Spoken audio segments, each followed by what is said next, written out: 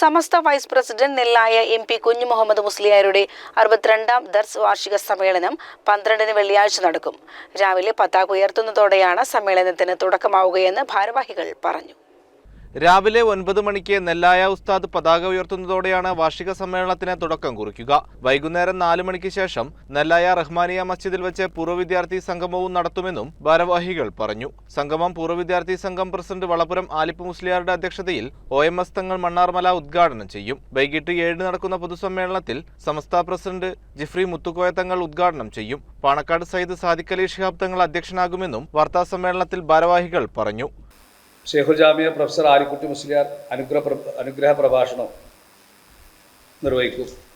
MT Abdulla Musliyar, Sayyid KPC തങ്ങൾ Vallappuzha, Adarsheri Hamsakutty Musliyar, Ismail Musliyar Kumaranellur, ചെമ്പലങ്ങാട് CP Muhammad കുട്ടി മുസ്ലിയാർ, സയ്യിദ് ഇമ്പിച്ചിക്കോയ തങ്ങൾ ലക്കിടി, സയ്യിദ് ഇമ്പിച്ചിക്കോയ തങ്ങൾ കൊടക്കാട് എന്നിവർ പങ്കെടുക്കും, പ്രസംഗിക്കും.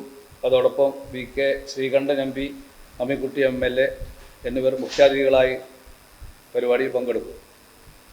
അതിൽ ജലീൽ റഹ്മാനി വാണിയന്നൂർ മുഖ്യ പ്രഭാഷണം നിർവഹിക്കും. ആ പരിപാടിയുടെ തുടക്കത്തിൽ സമസ്ത ഖാരി അബ്ദുറസാഖ് മുസ്ലിയാർ ഖിറാഅത്ത് നിർവഹിക്കും. ജനറൽ കൺവീനർ സൈദലവി ദാരിമി വളയങ്കാവ് സ്വാഗതവും വർക്കിംഗ് ചെയർമാൻ അബ്ദുൽ ഖാദർ ദാരിമി വീരമംഗലം നന്ദിയും പറയും.